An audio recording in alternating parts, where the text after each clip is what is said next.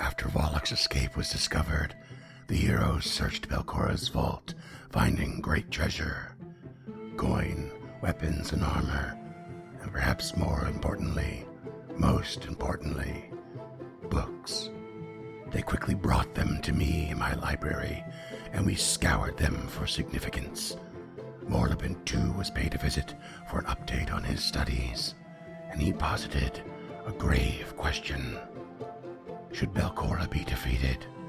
Would she not just reappear and rise from her death again, as all ghosts do? Can she be put to rest if her goals go unfinished? With all of our work, with the aid of the Caligni and Mr. Rawline, all in all, hands together, we seem to come to some sort of conclusion. Belcora's tomes pointed toward the power of the lenses yet again. Their powers of possession went further than we could have imagined. Within each contained slivers of Nimbaloth's own essence, and these could be focused through the lenses. But more importantly, they could be instilled into another creature, drawing the dread god's own empty, uncaring gaze. Hello there, creatures and denizens of the North. James here with a favor to ask of you. We want you to go out and tell a friend about one of our shows. Word of mouth is so important for a burgeoning network like ours, and each and every one of you can help us grow just by mentioning one of our shows to a friend, a game master, or someone on the street with a cool shirt. We'd also like to remind you that we've got a free public Discord where some of our most dedicated fans hang out at unchartednorth.com/Discord, and we'd love to hear from you. And if you really like what we do, you can help us create these shows and get some cool rewards in the process at patreon.com/unchartednorth. That's it. Thank you so much for listening, and we hope you enjoyed today's episode.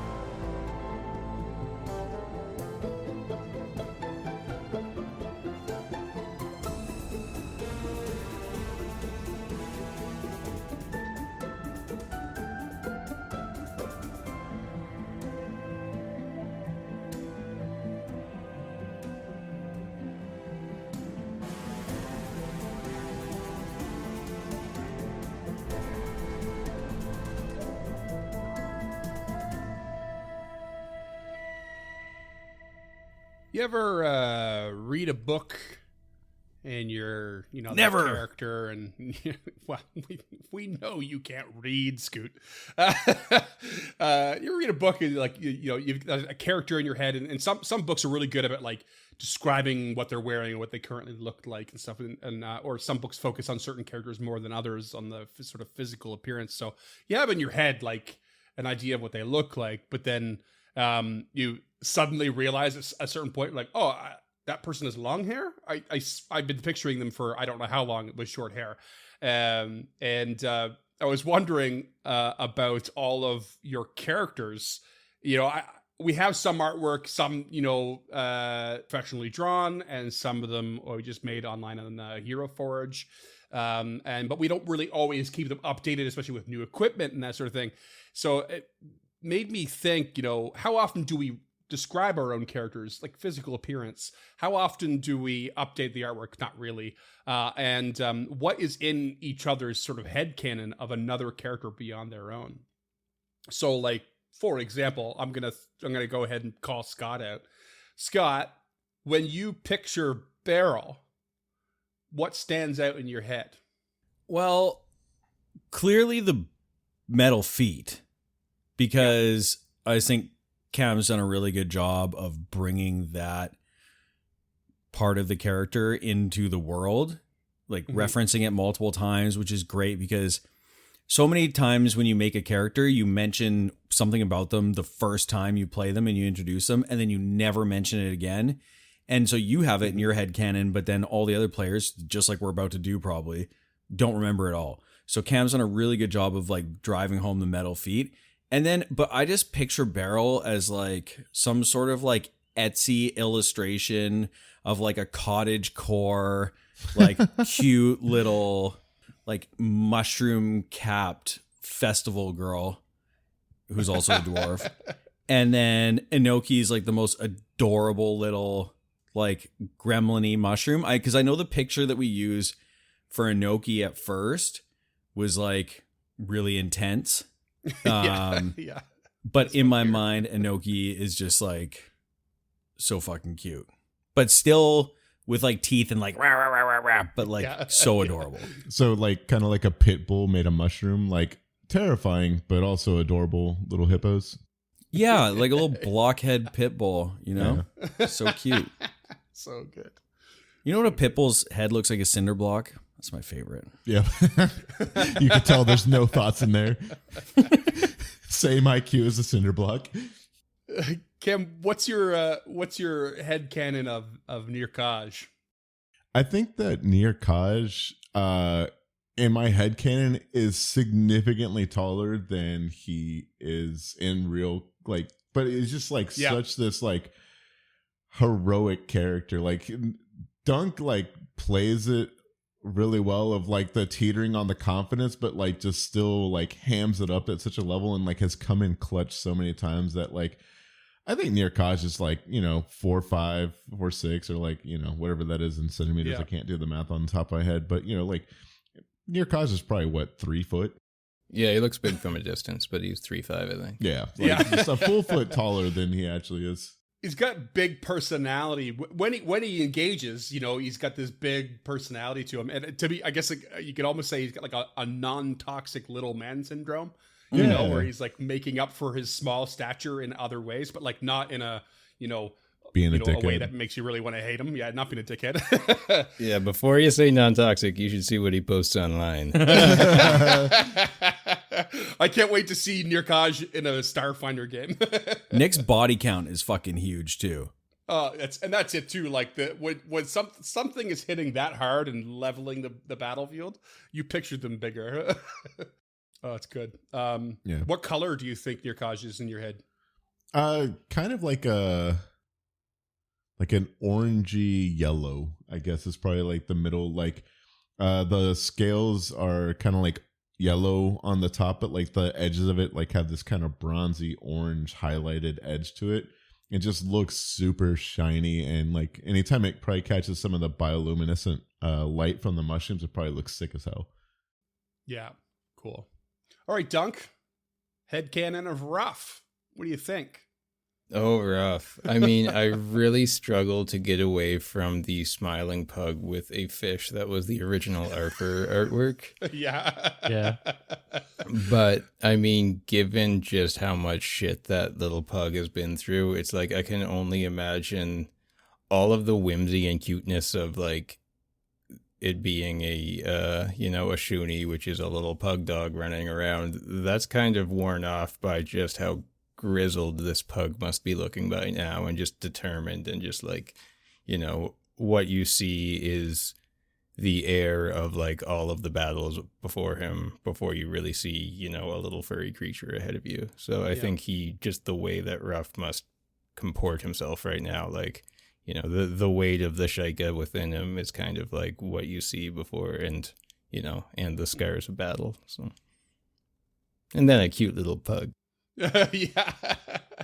Like, I think he's as grizzled as a cute pug Shuni can look, but is also just still kind of adorable, no matter how battle hardened and scarred up. Oh yeah, if ever that belly were ready for it, it was getting some rubs. Yeah. And wasn't the original Ruff artwork a pug dressed like Boromir? Yeah. Yeah, it was the same Yeah, it dog. was. Yeah. Yeah. It absolutely was. Oh my god, the Horn of Gondor and everything. Yeah. All right, James, what about Harold? How do you picture Harold? I think Harold is like one of the harder ones for me. I'm really bad at this because Mhm. when I picture the battle in my head, I picture like game pieces, like just like 3-dimensional versions of the tokens we have. Mhm. Um, but if I were to extrapolate that, it would be Josh Brolin wearing the lion skin cape from the Rock Hercules movie. Somehow I Deep knew you were going to cut. say that. I mean, that's pretty Rock goddamn Hercules close. movie. Josh Brolin's a good pickup for. Yeah. I always think Anson Mount. I don't know why Anson Mount. Oh yeah, Yeah, also a good one. Anson Mount's really pretty though. Josh Brolin is like hardened. Like I would believe Josh Mm. Brolin has hunted before. I think the hardest thing Anson Mount has ever had to hunt for is a bottle of water in the back of the fridge. Shots fired. Shots fired. Hell yeah, hell yeah. Yeah, I mean, honestly, I know nothing about the dude. No shade. I'm a big fan. Like, yeah, he was. Yeah. I loved your work as Blackagar Boltagon. Like, big fan. Former big fan of Stemming the Tide, Ensign Mount. Yeah. Yeah, I think that that's pretty accurate. Like Harold is just, but Harold's a pretty handsome dude. Let's not get it twisted at a 5 charisma. But yeah, he's just like, because Harold's just kind of like dude, you know? He's just like, Mhm. it's just a dude. Josh Brolin will always just be young Tommy Lee Jones in my head. So that's kind of what like I'm picturing is like Josh Brolin from Men in Black 3, Mhm. not like Thanos Josh Brolin or Old Boy Yeah. Josh Oh, Brolin. No Country for Yeah. Old Men. That's how I picture him. Jonah Hex. He's Okay. a silver ring fox. Mm. Yeah, Jonah Hex is a good pull. I bet you that when Harold's got the butcher's apron on, the local ladies swoon when they walk by the shop. He rolls up his sleeves. Yeah. Oh yeah. Yeah. He steps outside to wipe the sweat from his brow after a hard day of chopping meats. Or diving just to get that sweat. Yeah. There's a real shit modern Stallone movie where he's a butcher and like he rolls his sleeves all the way up, so it's just all guns and apron. It's Is it the really- prequel to Rocky? It's not, but I wish it That's was. amazing. It's, That's just it's how we get that something meat to punch, I thought. Okay. else. All right. Well, Scoot, is there one extra thing about Harold you would like to stand out for everyone at this moment? Like one extra small detail that you think goes under the radar? I think that just when you look at Harold, all of his equipment, I just really want to emphasize the fact that he is so well traveled. Like he's probably been more, I mean, well, now that Beryl's in the party, I know that she is quite well traveled as well, but potentially Harold has been more places than anyone you've ever met. Like that's Mm-hmm. the extent, like he's traveled all over. He's got dirt on him from places you've never heard of. Exactly. Yeah. And so his gear is like an amalgamation of all that. Like trinkets and esoterica hanging off his body, or is it more hidden away in pouches and stuff? No, there's some stuff hanging off his body, but also like his gear. Like he has like pauldrons from one place. Like it's all mixed leathers, like hand worked by different communities of different ethnicities of different places all over.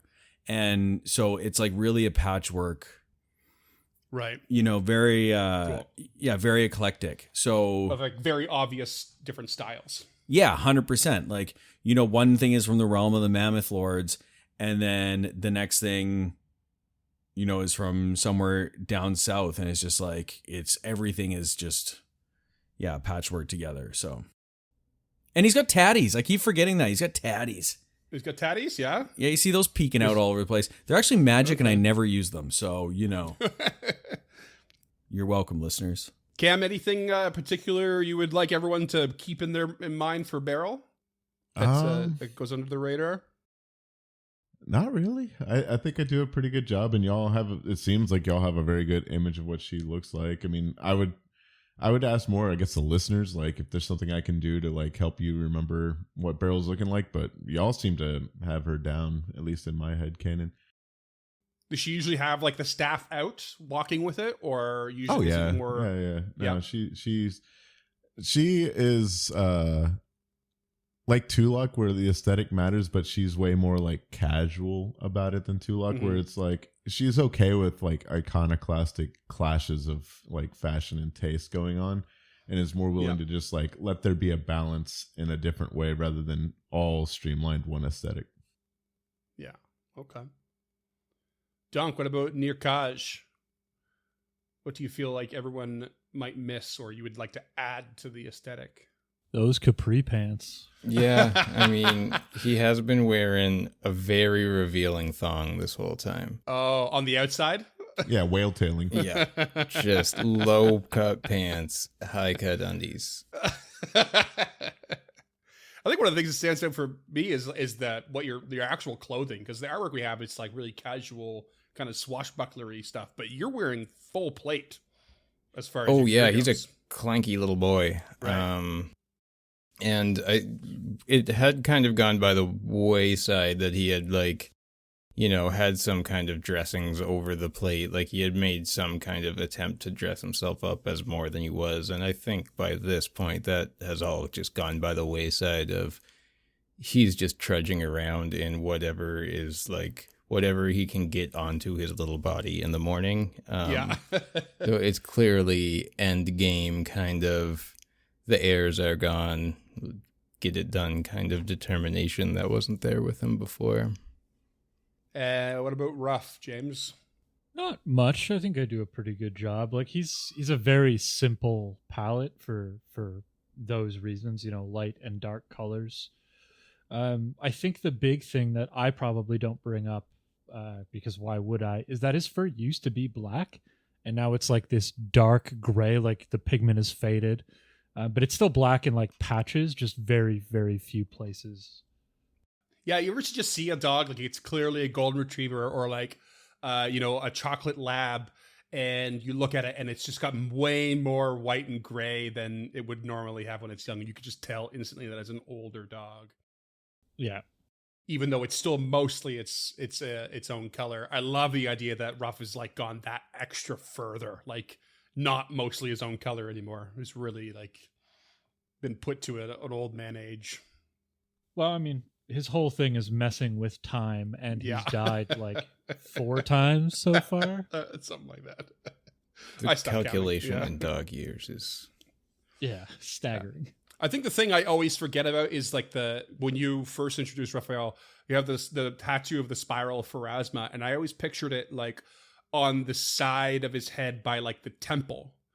But do you have it over an eye? Yeah, so the big point of this spiral where where it ends, that's his iris. Like it's tattooed, designed around that way. And that I no longer works now that he's back as the Shaika, but back when he was a member of the Pharasmic Temple, that's they want to get them in a predominant place, and the reason that he got it on the eye is so he could.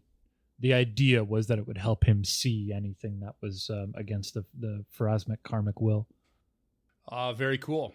Well, I mean, I always think it's cool to revisit, like, we revisit how characters are feeling all the time, but just the general aesthetic, we kind of, we love imagining things, obviously. So it's nice to touch base on those things, and those things grow from the moment you introduce a character to whatever iteration they become along the way, or by the end of an adventure.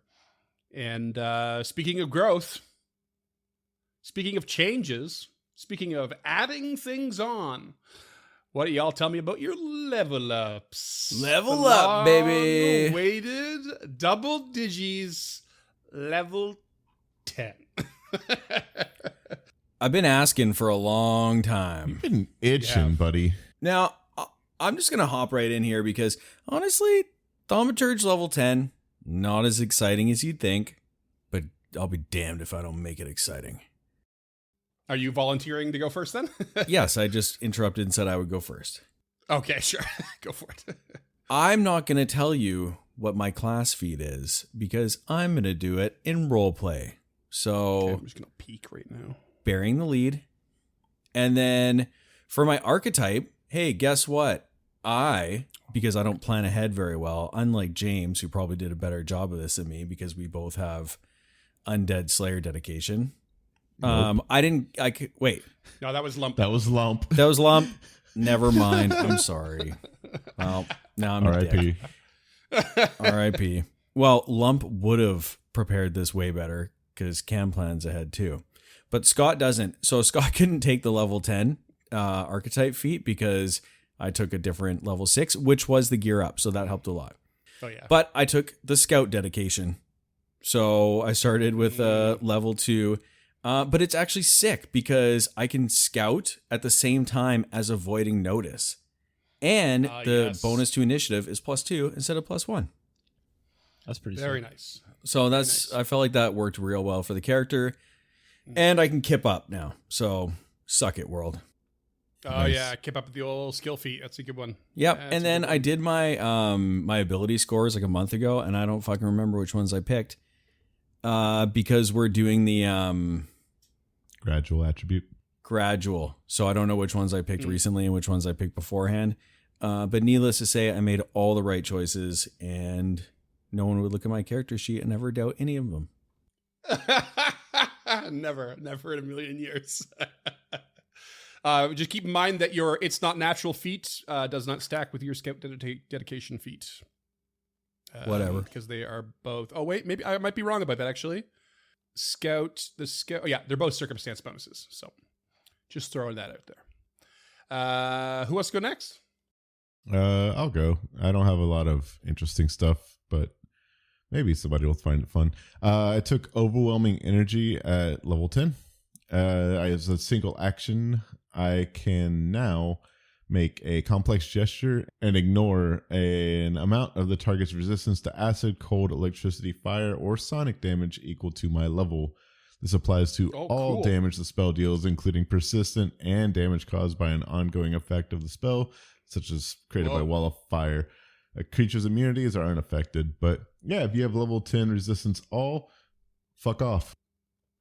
Yeah, that's equal to your level. It was crazy. I thought it would have been like half level or something, but yeah, Nope. that's really good. It costs an That's action. really good. Yeah, it's a meta magic, Yeah, basically. yeah. Still great though, because if you don't need to move and you just want to do one Yeah. blasting attack, like you can take advantage of that. Yeah, because getting past those resist all ones are clutch sometimes. But yeah, and then for my level 10 archetype, I stayed in Geomancer and picked up Draw from the Land. I gain a terrain attunement benefit this turn, and it matches the terrain I'm in. I pull strength from the surrounding terrain, and I gain temporary hit points equal to my level. They last for 1 round. Damn. Yep. Okay, that's decent. Also very good. Yep. Awesome. And then Slippery Prey is my level 10 skill feat. Basically just Okay. reduces a multiple attack penalty for trying to escape. Yeah, for escaping. Yeah, okay. And then from there, I because you're a druid, you just get all your spells anyway. But I assume you got some extra slots to blow. Yeah, I have 3 rank 5 slots now. So I Nice. intend to be everyone's problem. Yeah, I mean, so status Hell quo. Status quo. All right, who's next? Dunk, James. Yeah, I'm pretty quick and dirty here. Yeah, Yeah, buddy. So, like player, like character. yeah, exactly. And now let me talk about my character. Tactical reflexes is my class feat, which is gonna fuck you up, Freeman. So I get an extra reaction every turn, which can only be used for a reactive strike. But Son of a bitch. yeah, you're gonna love that, I'm sure. Because you have a couple other, your dodge away. You could dodge away and reactive strike in the same turn. God. Yeah, and I got the reach and all that, so Yeah. we're gonna have fun, I'm sure. So, archetype, I'm sticking with the acrobat. Tumbling opportunist means when I do a tumble through or a tumbling strike, I can attempt a trip. So, gonna be tumbling a lot more. I'm already pretty acrobatic, so You can tumble through and Yeah. trip them. That's sick. I think that is once a minute, and you have to use your acrobatics. yeah, once a minute. Oh, you use your acrobatics for the trip? Oh, it says you can use acrobatics instead, but you don't have to. Yeah, which I would be using acrobatics because it's higher. Oh, is it anyway? Okay, cool. Yep. I also took Kip up because we're gonna get knocked down and get up again. Another kip up. And- Okay, nice. Mm. For all the tripping you do, it's so advantageous. It's easy to see how it can be turned against you. Eh? Yeah, turnabout is fair play, and the real fun part is my AC is 30, so bring it. Oh no! I gotta roll a 40 to crit you. That's crazy. Something like that. If I no don't problem. dodge away. Yeah. Yeah, and that's me. Okay. Awesome. James. Ability boost was a partial to strength. Yeah, not a crazy one for me either. So my Magus feat, I took Dimensional Disappearance. So at the end of my Dimensional Assault, I'm now invisible, and I can choose not to make a strike. So I can just teleport and be invisible half my speed now, which is great. Tight. Cool.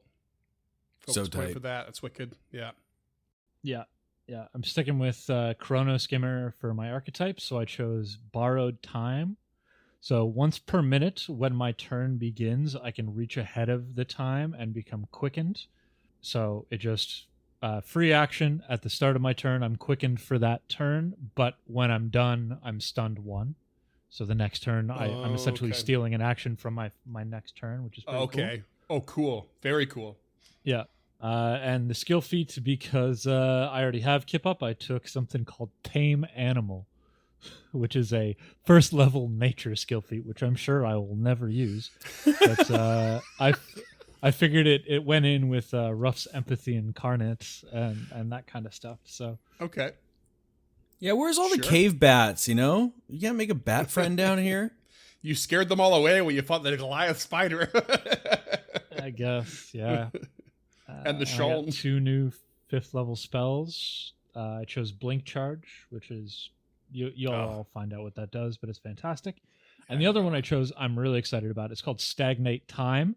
It's a 2-action 20-foot burst at 120 feet, 1 minute duration. Anybody that begins its turn must attempt a will save. Failure is slowed 1, crit fail is slowed 2. So just a realm of slowed. I A love will that. save slowed instead of Yeah. a fortitude.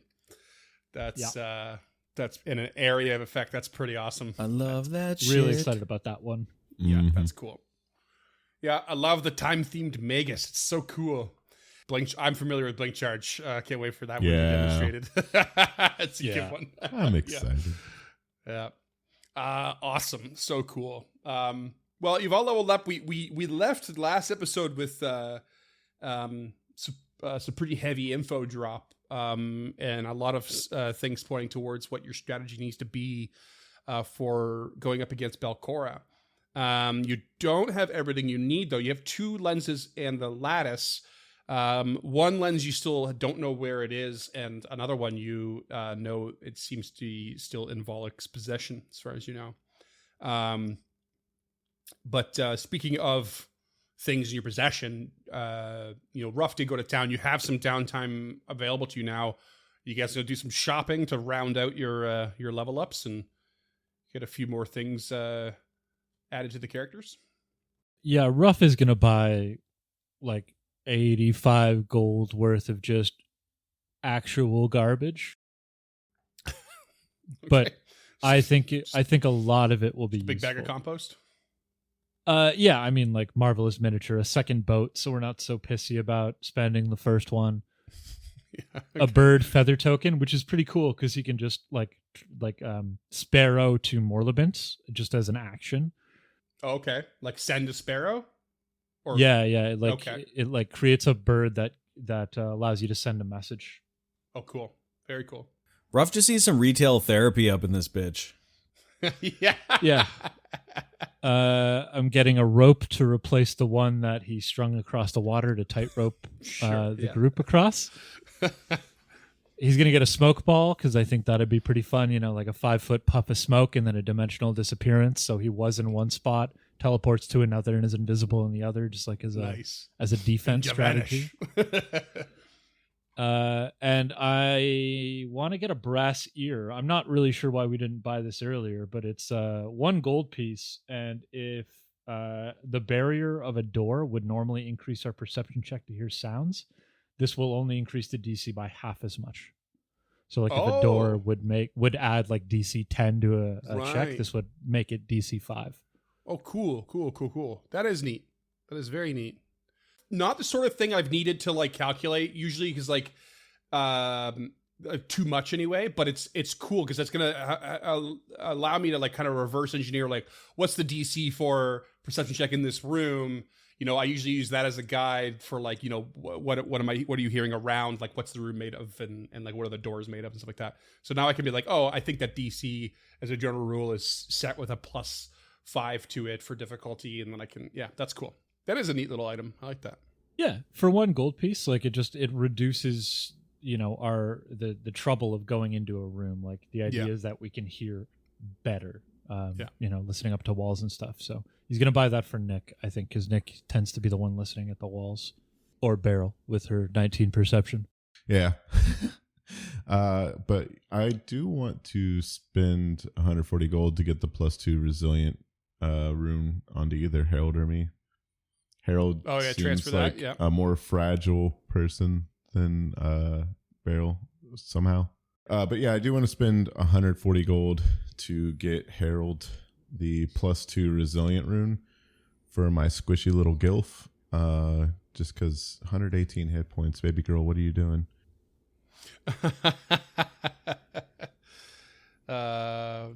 So +2. How can it be or so +2 hard? on the armor? Yet so soft. It's a conundrum. It's part of your allure. Yeah. Wasn't there a piece of armor that we debated putting on? The chain shirt. Yeah.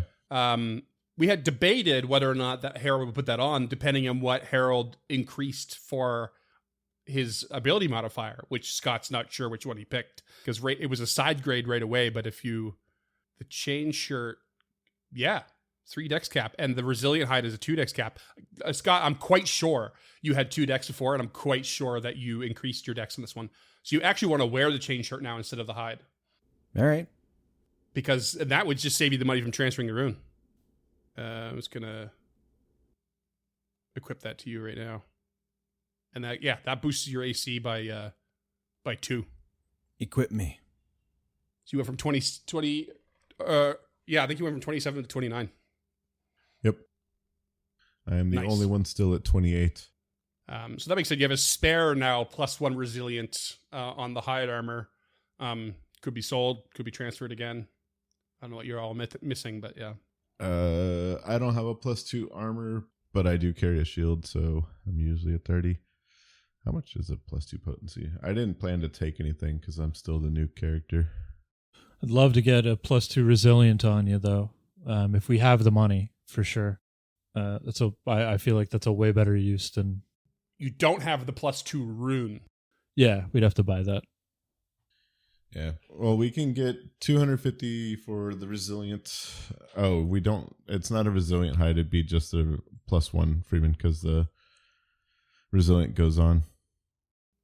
The chain shirt's already resilient. Yeah, it's already. Oh, it is? Oh, I did. okay. Yeah, I didn't transfer any runes. Gotcha. All right. Yeah. So we'll sell the resilient armor. Okay, we have enough to get me a +2, so we'll put it in that order. Hell yeah. And what level is our Yeah. potency rune +2? It's going to be, you have to send away for that. 11th. So it's pretty big. Yeah. So you have to send away for another one if you want to place the order. Harold's got all of his like patchwork, like leather armor that I was talking about earlier. Then he just slips on this like chain shirt, but just somehow pulls it off so well, you know? Scott, can we add runes to your cleaver or something like that? It has runes. Yeah, I think he's fully ruined. I'm fully ruined. +2 wounding corrosive. Oh, it doesn't say it in the equipment section. He renamed it to the Cleaver. Yeah, that's right. It's sick. You renamed it. That being said, I think you all have like more or less have +2 weapons now. That probably means there's an extra slot for like a property rune that someone could be filling right now as well. I could be wrong. I know Nirkaj has got was it the grounding and the thundering and what was the Beryl has the polarizing mace. oh yeah, but what's the one you have that roots people? Rooting. Rooting. Oh, for some reason, it's not on your weapon right now. You idiot. It's called rooting. It's not the thinking grounding, but that's the name of the weapon, the grounding spike. Who called me an idiot? Okay, there we go. I put it back on your weapon. Okay, and then Ruff, you've got shifting, striking. Yeah, Ruff, you have room for one more rune if you want to purchase one. Property rune. Yeah, Just saying, I'm sure because he if does. you're setting away for a +2 armor rune right now, you might as well add that to the shopping list. Yeah, he'll do that. Okay. and I'll take suggestions because the one that comes to mind is Bane, and I don't think we're going to be affording that anytime soon. Or, and hear me out, we could start getting people obsidian goggles greater so that you can get night vision and we can turn off the lights. Oh, that'd be so nice. I fucking hate having stupid human eyes. How much are those? $12.50. How many do we need? 3? One for you, one for Harold. I mean, we got enough for that, I think, don't we? $12.50. If we sell the adamantine worm hammer and the striking battle axe. Yeah, that's enough right there. We could put off for 2. But also, what does Nick need? Because I think Dunk had some ideas. I don't need anything. I wanted to get a fire jump ring. Is that what it was called? Yeah, fire jump ring. Because there's a lot of fire around and jumping around would be fun too. But the night vision would be much more useful for you guys. In the short term, he just wants a couple healing potions. So I'm going to take 24 gold out of there.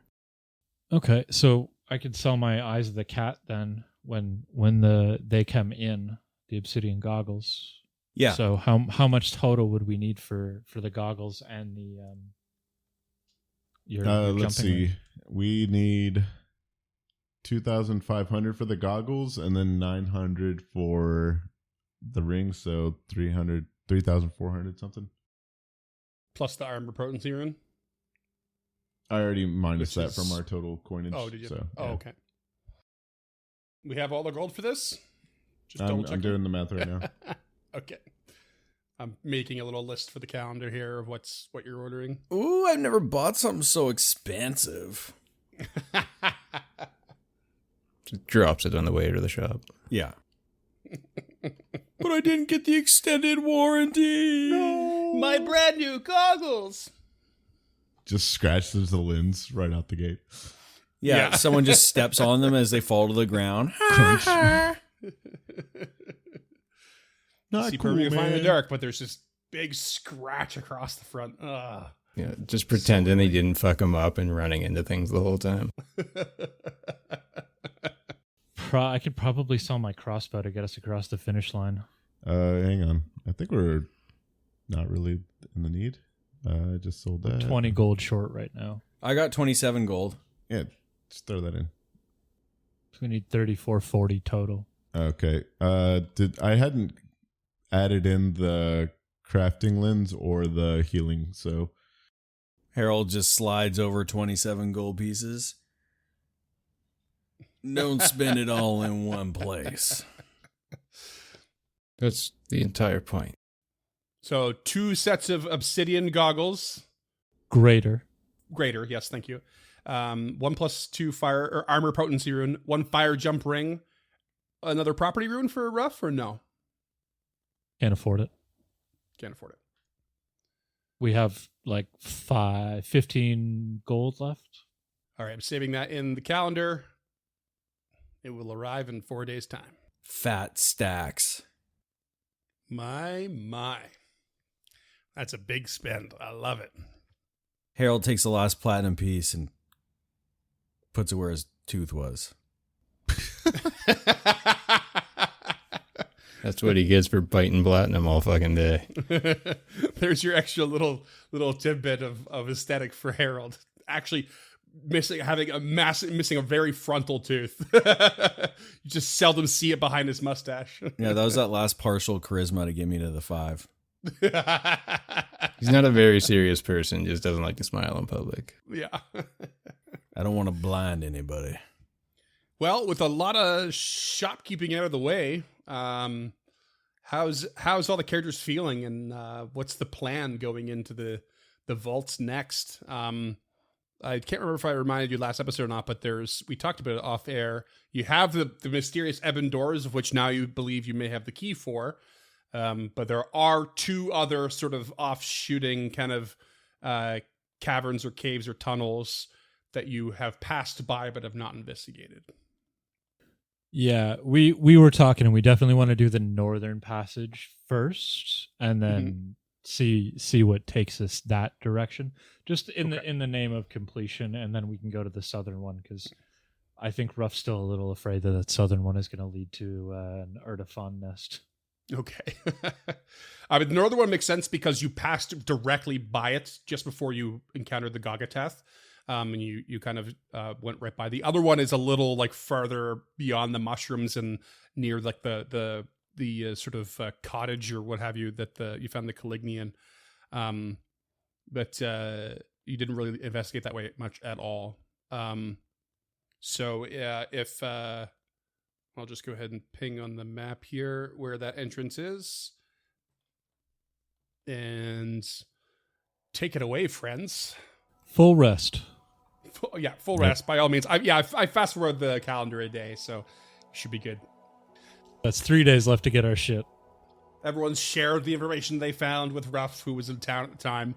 And you're walking back into the caverns. How's everyone feeling? Tired. Tired. Does the Pretty good and tired. Does the information, weigh on anyone, or is it like bolster some resolve? Is it a bit of both? I think the information just adds to the weight that Ruff is feeling. Like, this is the end game as far as he's concerned. Like, we're on the cusp of finishing this task, and he's just tired. And I think he's ready to go home, whatever that means at this point. Yeah. I think Beryl is still pretty hyped to be here. Hasn't experienced any sort of real death yet. Tons of cool mushrooms to look at. Realizes that it's serious and is taking it as such, but is also just excited to be on an adventure again after, their old party retired and got old and human. Man, Nick's pretty ready to fuck some shit up, I think. Yeah. I think Harold's in the same goddamn boat. The two of them with varying levels of heroic experience, motivated by maybe slightly different reasons, but you're certainly closing in on the end game, like Ruff said. I could appreciate an eagerness for either of you. Probably Harold just wants it done with. Nick, being a little trepidatious, but also kind of this is my chance to actually prove I'm a hero. Yeah, I mean, plus they all just leveled up, so. Yeah, feeling good. All right, so you make your way into the hunting grounds, past a bunch of these mushroom patches that you've passed through by before. Still quite still and stagnant in this cavern after a lot of ruckus has happened over the last few days. All right, you're heading to this cave, or actually, it's really quite a narrow tunnel. It probably reminds you a little bit of the Gagateth's lair, the entrance to that. Kind of leads to the east and north a little bit. Who's taking the lead on exploring the unknown? I think Beryl will, because greater dark vision, raise the shield, good perception, just seems smart. Yeah, I still gotta stick near Ruff until I get my goddamn goggles. Sure. All right. So who's pulling up Beryl's flank then? Nick, and Ruff and Harold in the back, or? Yes. Okay. But don't call it pulling up her flank. And Harold is avoiding notice, not using the scout feat yet because he's not in the front. But maybe when I get them glasses. You don't have to be in the front to scout. Oh, technically. scouting. Yeah. Okay. Scouting and avoiding notice. You're pulling rear guard. Yeah. Ruff will detect magic then.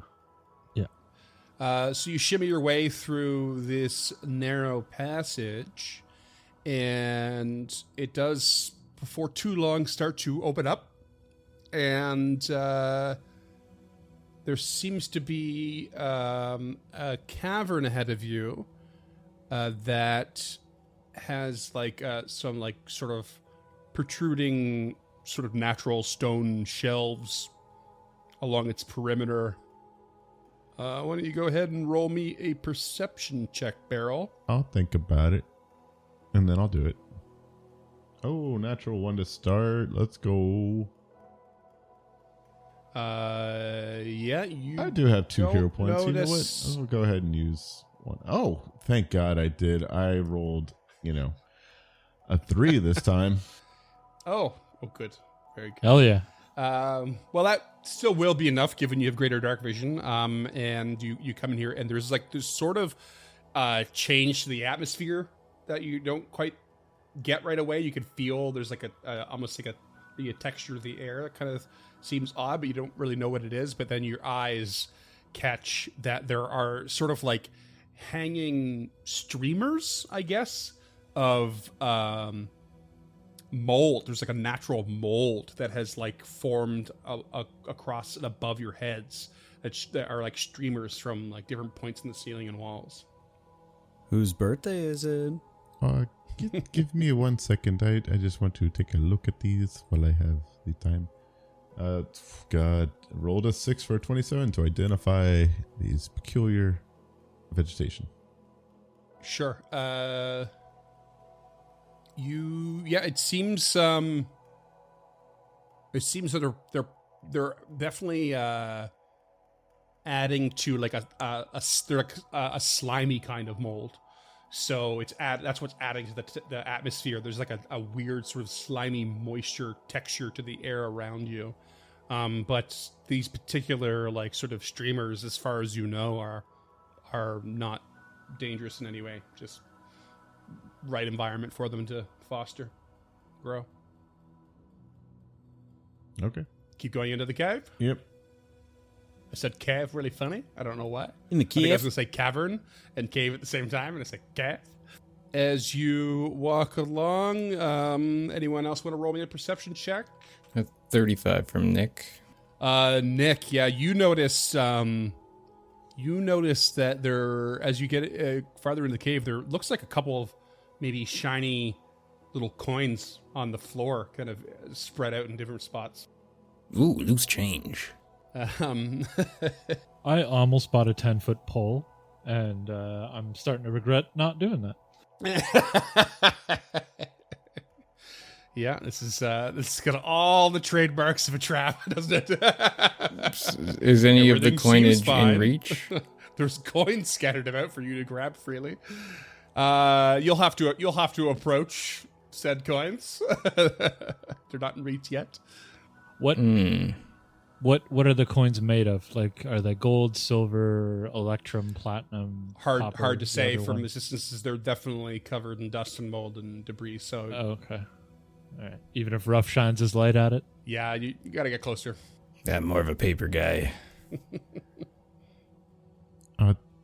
Yes. Okay. I suppose we can keep moving. Don't take the coins yet, in case there is somebody here that belongs to. And stealing is wrong. We don't do that. As Beryl just keeps inching forward. We would Very never odd steal. concern coming from Beryl all of a sudden. We would never steal. Stealing is wrong. Crime someone's is not listening. cool. Yeah. Scruff, McGruff, Chicago, Illinois. This is Oh, one God. party Where? that like Fucking narc doesn't dog. have an issue. This is one party that I don't think has an issue passing all these coins. Yeah, we just dropped like $3,000. Yeah. Fucking chump change. You're not in this for the money, that's for sure. Yeah, there's no like thief like robbing from the party. You know what I mean? Like, Yeah. Kill rough, and that might change. Oh boy. Say less. Yeah, just keep pushing in. Like, Okay. I can see the end of the cavern, so Yeah. So you get closer to like the sort of back shelf of the cavern, and near Kush. Is this where your big so- friend is? in case it's not clear, that if you zoom in a bit, this is the shelf, the sort of like primary shelf that it goes across a big part of the cavern. But that's where you see the coins. You can kind of see them on the map. These little specks. You know, I expected them to be more organized than this, to be honest. Oh no, dragon hordes are what is the word? Elegantly disheveled. They do say that. it ain't like DuckTales. Woo. Is there sign of dragon here? Does this look like No, not as far as you can tell. No, it smells nothing like him. Can Harold do a nature check on this to see if it's a den of some sort? Sure. Or barrel? Natty fucking 20. Esoteric lore with my -2 is 39. What were you trying to roll for that there, Scoot? You know what? Because James prompted it, so exactly what he said. I'm trying to see if so this. you're just trying to steal his thunder, is what you're saying. Hey, I asked if he asked if I could roll it. Oh, did you? Okay. Yeah. Yeah. He Oh, was yeah. like, "Can I Yeah. roll nature for this?" And then Scoot's like, "Natural 20." no. I'm giving their characters Oh, okay. actions here. Yeah, no, I'm taking rough instruction. actions, 13. Yeah. In that case, so natural 20, esoteric lore. In this case, this seems like as much as the dragon you have encountered can burrow through the earth, this doesn't seem like a very ideal cave for a creature of that size to like make their nest and home. It's like it's definitely hidden away, but also you don't get the feeling that dragons necessarily want to hide that much. When you're near, they want you to know they're near. Doesn't look like there's anything near. Ruff's just gonna hang out near the back, like the entrance of the cave, and let Sure. them go to the shelf. Okay. This looks like the remains of a nest egg. All right. Push it a little further towards those coins. Sure. Let's get it in. Roll me another check of some kind. Perception, survival. I'm gonna. Beryl sees the shelf, does some quick math on the ground, and then just clicks her heels to the dirt and jumps up there. Okay. Jumps up there With the blast reckless feet. abandon. Yep. Okay, you hop up. Little dust flutters off the cave floor, and you take a look down at these coins, and they're kind of scattered about, but they appear to be silver. Nothing of terrible import. And that's when I need you to roll me a reflex save, please. Okay, doke. 22. Is that a success, failure, critical failure? It is a failure. I rolled a 5. Statistically, I should roll better. Hero point. I Ew. did. I rolled a 6 for 23. Stats never lie, baby. Statistics, fun for everyone. It's nice that you're improving. You realize in that moment that because you thought, or because you knew that mold was kind of mundane and not worrisome, you stopped looking up. You should not have, because something very different comes down. You look at these coins, you're like, oh, they're silver, they're not worth much. Oh, what's that weird green slime on them? And then suddenly, this green slime falls down onto your head. And you immediately become drained 1 as it starts to sap the life force from you. Is this a creature or a hazard? It is a hazard. Okay. So suddenly drops, and it says, the slime lands on the target. Target is drained 1, and you can feel it starting to sap the energy from you at a very alarming rate. We're gonna roll for initiative because time is gonna start ticking. I'm just gonna, everyone go ahead and roll me what they got. 24, +2, y'all. 26. 21. 37. Natural 20 for a 40. Damn. Okay, very nice. Beryl, you are first. What can I roll to identify this? Go ahead and roll me in nature. All right. Can I keep my 39 from earlier? No. I'm not Scoot. God damn, I cannot roll when it matters. That's a 4 on the die for a 25. Oh, you don't know. There's a causticness to this thing, but it's not dealing acid damage to you. So you're like, it's pulling something. Maybe it's caustic. It's feeding off of you somehow, but you're not sure how. Okay. All you know is it's on you. That's danger. What color? Green. Green, you say? It's literally just called green slime. I actually have a question for you, GM. Can I cast Caustic Blast at my feet to take acid damage to attempt to burn it off? You cast Caustic Blast at your own feet Mhm. to like, it's a reflex save kind of thing. Yep. Yeah. So I mean, I have an AC and an HP for this slime as well as like the typical kind of disable the hazard kind of checks. So if you want to try and target it with some damage, you're more than welcome to. Yeah, I mean, I'll also be taking damage, but that's just Yeah. Beryl's first instinct is something dropped on her that is covering her. Just cleanse it with acid, Yeah. like just Burn get it off. away. Yeah. Yeah. I'm okay with that. All right, Beryl will take 10 points of acid damage. Okay, and this is a reflex save for this, right? I have a reflex Correct. thing here for 33. I rolled real good. That is a success. You'll take half. The slime does a backflip. Oh, I guess I can also make a reflex save against it. It's like flipping a pancake. 20. Okay, yeah, I failed, so we're good. Okay. As far as you know, you've damaged some of this. It's like some of it. Maybe you instinctually know that some of it's like receded away or something. But yeah, it doesn't. It's still in full swing doing its thing. So It burns! Blast me! And then Beryl will just use magic. and it's gonna be Harold's turn.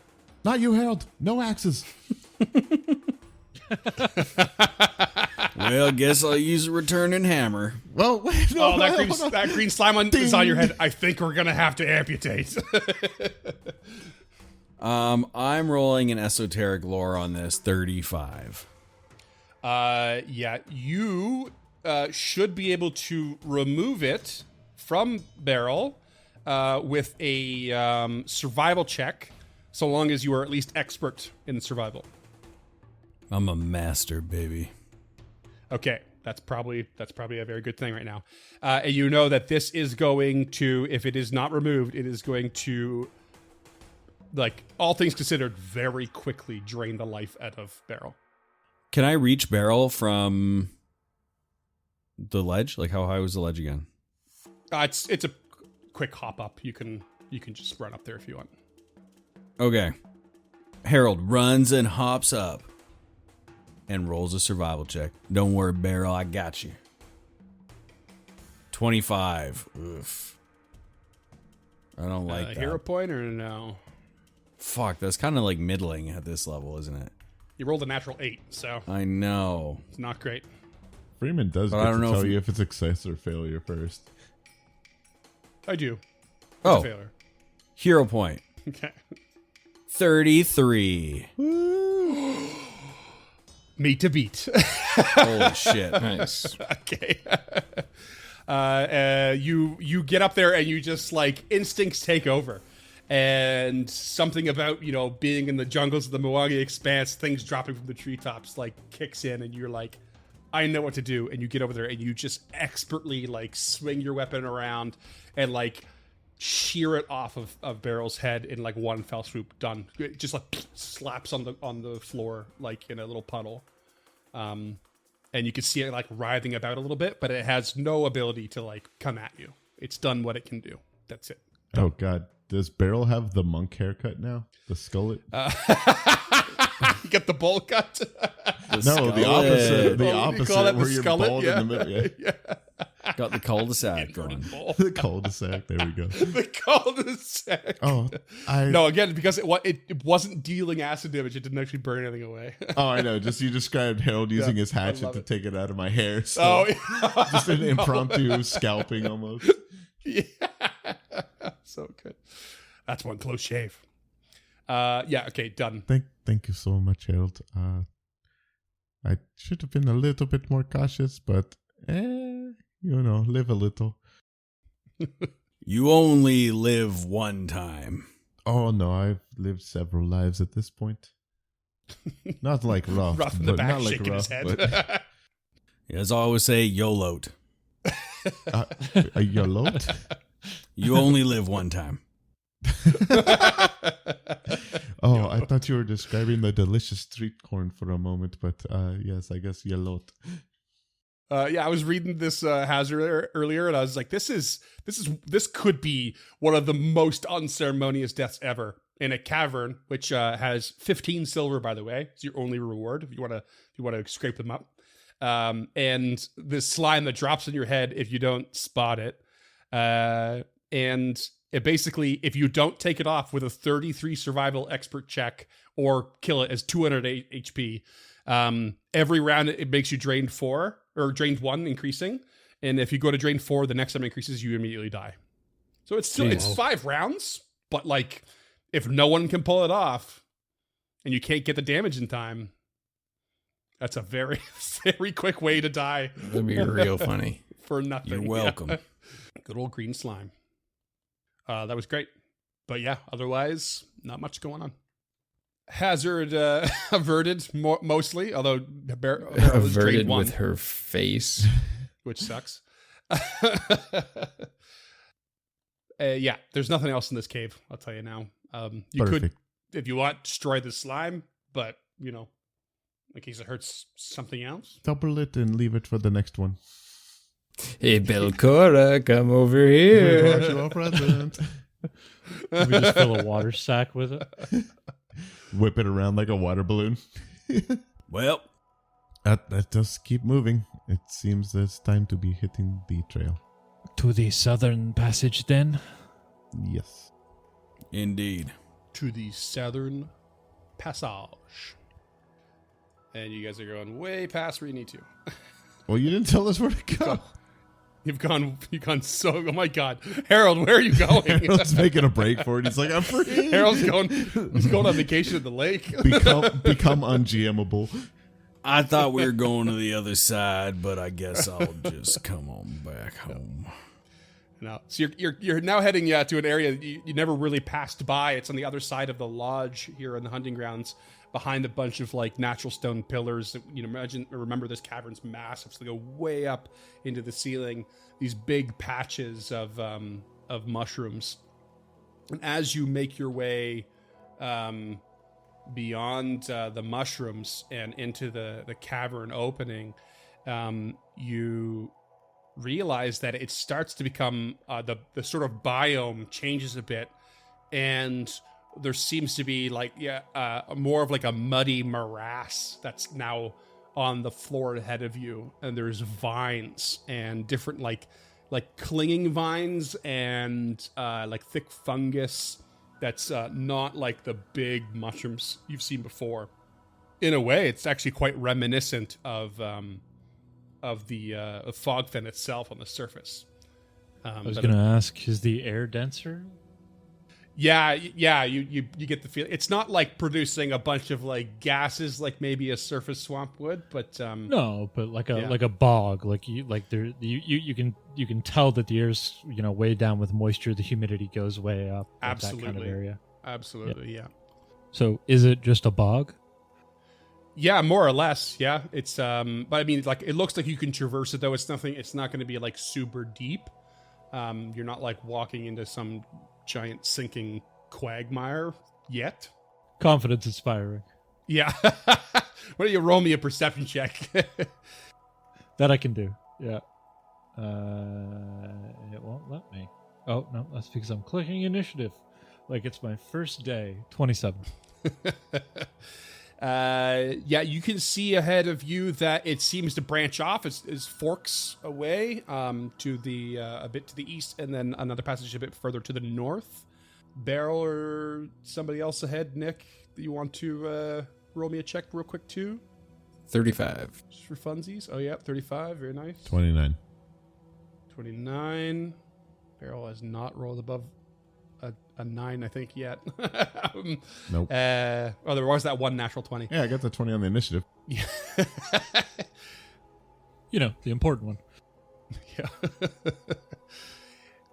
You notice, Nick, I think you're the one who notices from this distance before stepping in. You notice that there seems to be kind of like where the fork in the cavern splits. There seems to be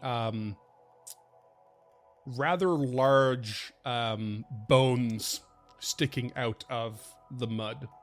What type of bones are those you're seeing over there? What type of bones do I see over there? You can't tell from this distance. They just seem to be, they're protruding a little bit, but like they're obviously like at least one of them is quite large in size. They're fresh enough to be worrying.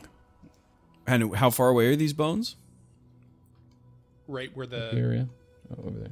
right where the fork Okay. splits. I can't see that far. So, Okay. well, I'll take a look once we get up there, but I can't see what your little cobalt eyes are looking at. Just tread carefully if we're going forward. I'm sure whatever ate that is still hungry. Well, how deep is this here water? It's shallow enough. It's gonna impede your movement a little bit, but for now, but it's not like super deep. Harold It's traversable. grips the cleaver and steps forth, scouting ahead. How deep does Ruff sink into the bog? Because he's not tall to begin with. If it helps at all, according to the adventurer, this is technically a fen. I don't. So, I'm gonna give you difficult terrain because it's sticky, muddy, but like you're not sinking in like a foot down. A low, marshy, or frequently flooded area of land. The fog fen. Exactly. Yeah. Fair to say that this is not currently flooded. Okay, so I think the difference between a bog and a fen is whether or not it's flooded. Oh, really? Okay. The bog fen. I'm sure that's an oversimplification. Swamp, fen, morass, bog. The list goes on. Marsh. There is a difference between a swamp and a marsh, and one is fresh and one is brackish. Watching way too much River Monsters. So Ruff pulls up his robe and steps in. All right. Whoa, wow. Well, he doesn't want to get mud on his robe if he doesn't have to. Yeah, but think about your chastity, He's just pulling it up to his shins.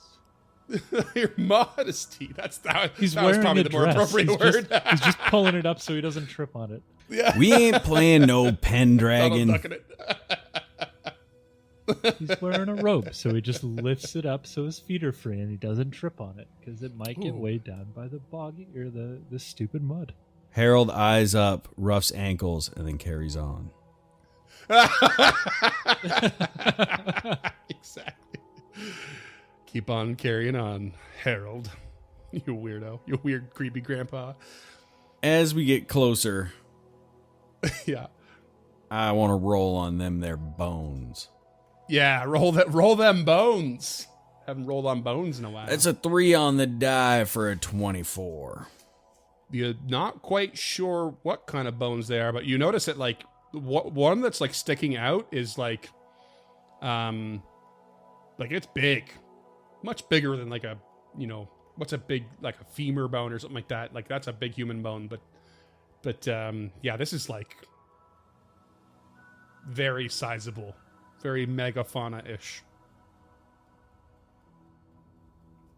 There's a big old bone up here, y'all. I don't know if that's a resident or prey, but we're looking at a master hunter.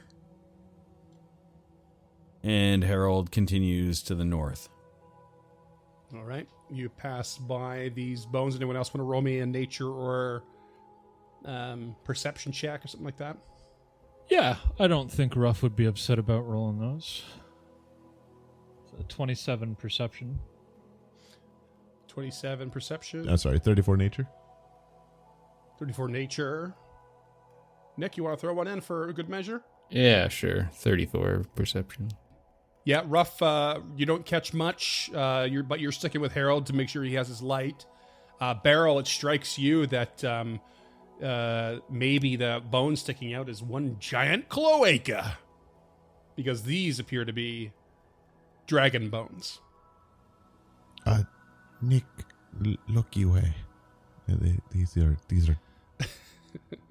And you say that, and Nick's piercing 34 perception obviously stares straight at them in defiance. I know a cloaca when I see it. I don't doubt it, my friend. Oh. Nick, you notice a little pink stone sitting amidst the bones in the mud. Ooh. He will grab it. Okay. It's this small, smooth stone.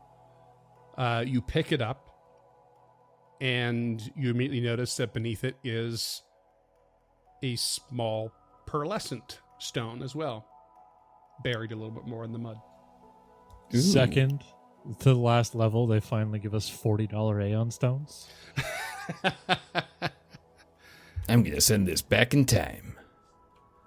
You pick the pearlescent one up as well? Yes. You pick that up, and it's actually like in the shape of a pyramid and reasonably smooth as well. Oh, shit. And anyone who detects magic on this and rules these two out realizes there is more around. Might just have to go digging through the mud. And get out your trowels. There is much magic in this area. Good thing Nick's been wearing those clam diggers this whole time. Someone digging around then? Yeah. No, Beryl will A little bit dig more? around. Do some rooting shuffling. What do you need to identify this? Yeah, these will be any of the magic skills to identify any of these. 3 for 24. Nice. Beryl, you root around and you find one more actually. There is a red crystalline star-shaped stone. And I'm going to roll over your nature check a bit, Beryl, as you're like eyeing this. You start digging around, and you realize that some of the remains of this dragon in the mud seem to be preserved a bit. And you find some bits and pieces of what could be called or referred to as mud wings. Now, a mud wing is not something in and of itself. Mud wings are remains of magical winged creatures that are found within usually blighted swamps or areas of like a delicate balance. And they can be cooked. So I will require someone to do some sort of crafting check if they want.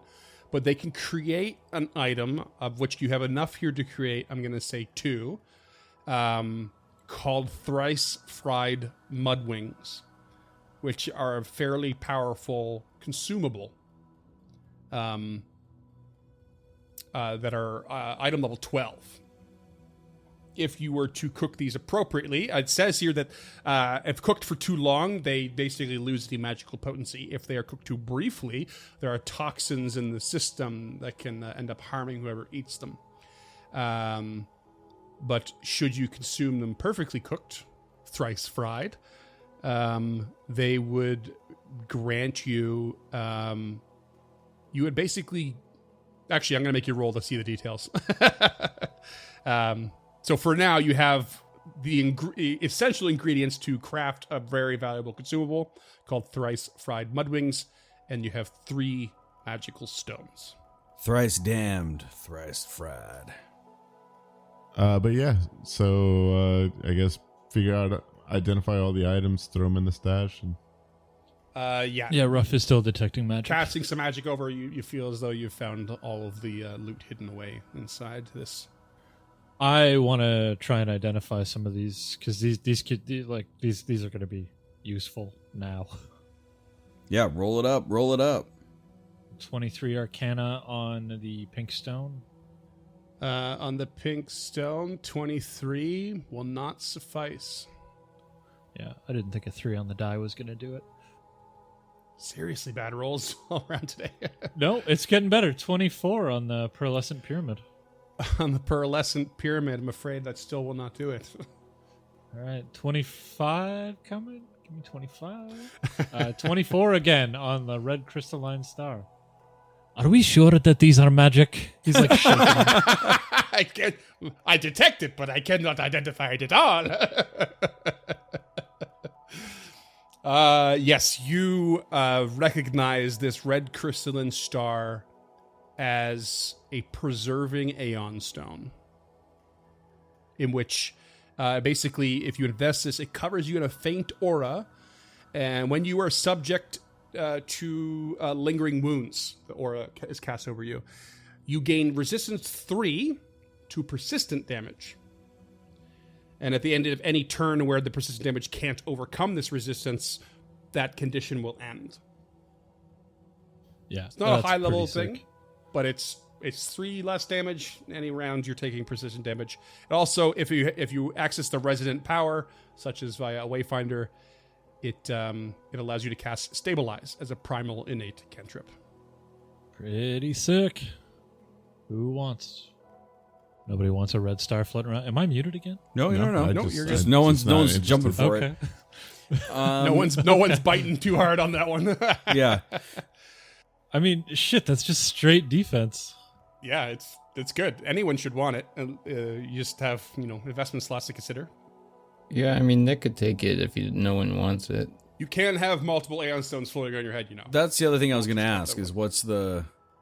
You can have as many as you can handle? Basically. For Aeon Stones, the limit is 10, as many as you can invest. It's like a planet. Yeah. Just Ruff isn't, he doesn't get a whole lot of persistent damage, so I figured it might be better for one of our frontline fighters with, bleed or acid. I'll take it if no one else is jumping at it. Oh, Nick already has one. I didn't even know. Yeah, I guess that's where I get that persistent damage 3 resistance. Yep. So, Oh yeah, That makes sense. Yes. Uh, Must have bought that when you made the character. He did. Yeah, I get a lot of rooms for invested That's items. so funny. All right, I'm in. I'm 9 out of 10 invested, though. Probably should have taken the feat that I could add 12, but I didn't. It looks like Freeman. Is there more up north? It looks like this leads somewhere. Yeah, there's more ways to go. Yeah, on the fork on the road. Harold, I think it would look quite dashing on you, and I mean, I think I've rolled. How many items were there? Because I rolled on one of them. There's 3 total. There are 2 more to be revealed. 38 and 30 to identify them. Which one do you want to do first? We'll go with the pink stone. Yeah, go with pink. Pink stone is what is known as a delaying Aeon stone. If you have this invested, when you would die from the dying condition, typically dying 4, this smooth pink stone automatically activates and reduces your dying value by 1 less than would normally kill you, typically dying 3. The stone then permanently turns into a consumed Aeon stone, so it's inert. You can only benefit from this ability once per day, even if you have multiple such stones. It also gives you a rank 1 heal divine innate spell to cast once per day if you like. But yeah, it can save you from a dying condition that kills you once. I'm happy to take that one, Go for it. but I understand that I am not a frontline fighter, and it's more likely to What? be used with me. You are a frontline are? fighter, brother. You're I mean- Magus. And you've already died enough, brother. You go on and take Play that both shit. parts of the battlefield. All right. Ruff All right. now has a purple floating ball around his head. Nice. And the pearlescent pyramid. The pearlescent pyramid is known as a pearlescent pyramid Aeon stone. Whilst invested, it grants the user the benefit of the ghost touch property rune on all weapon and unarmed attacks. And if you have it have a resonant power activated for it, you have a once per minute 1 action activate that gives you the effects of the See the Unseen spell for 1 round. Don't mind me, just going to, and Barrel will push it into orbit around Nirkaj's head. Like, there you go. Around that's where Nirkaj's this head. one goes. Okay. This one goes over here. Yeah. I guess Yeah, Nick, you're being 100%. forced to take that one. Crown of Stones. It's yeah. probably a very significant one for you swinging that weapon against Ghosts. an incorporeal creature. Yeah. Mm-hmm. And then from there we do have the Mudwings. If you can roll a check on that if you want to understand what they'll end up doing for you should you cook them correctly. But Yeah, I'll go ahead and roll a 31 nature to know what to do with them, what they do. I think it's crafting, is what he said. yeah, I'm gonna make you roll a crafting check to cook them correctly. But what their effect will do if they are cooked correctly is when you consume one, it will grant you a 30-foot fly speed. whatever your normal speed is as fly speed, whichever one's lowest. So if you have a 25, it'll give you a 25 for 10 minutes. And then it also gives you activate a reaction where would you take damage from a physical attack, you would intercept the attack with your pair of wings. You would get 15 resistance against physical for that triggering attack only, and shattering. You grow 2 sets of wings, so you shatter a set of wings, and then your speed becomes half of what it was. So you could basically for 10 minutes fly somewhere up to 30 feet, and then if you're attacked, take 15 off that attack, lose a set of wings. Now you can only fly at 15. And then you have the reaction again for one more time. That's some Archangel shit. I dig it. It's pretty wild, yeah. Pretty wild magic item.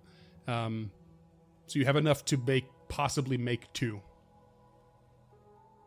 Should you have time to thrice fry them. Very nice. Good little haul. Good little haul. This is a episode of a little bit of exploring, but really level up, shopping, acquiring gear. I love it. Yeah.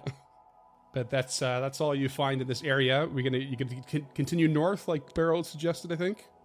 I'll scout on behind. You head north, and it seems to fork off again a little bit, going left and right. And as you travel along, you catch the light kind of bouncing from rough, maybe across the cavern walls. You catch a little glint of something coming from the left cavern, like something the light seems to reflect through, and then something seems to reflect off. It seems to reflect off something else and kind of like scatter across the walls a little bit. And as you kind of follow that visual indication, you come around the corner. You see that the mud seems to dissipate here. It becomes more of a rocky cavern again, and you round the corner, and you see in the middle of the cavern a literal pile of coins mounted up in the middle of this small cave, piled together with various bits and pieces of equipment, old weapons, old armor, and lots of shiny little things. Shit. Ooh, free money. And then you just hear the coins ding, ding, ding, ding, ding, ding, start to jingle and jangle as you feel the cavern begin to shake. And that's what we're going to call it. Oh, you fork off, Barn. Oh, baby.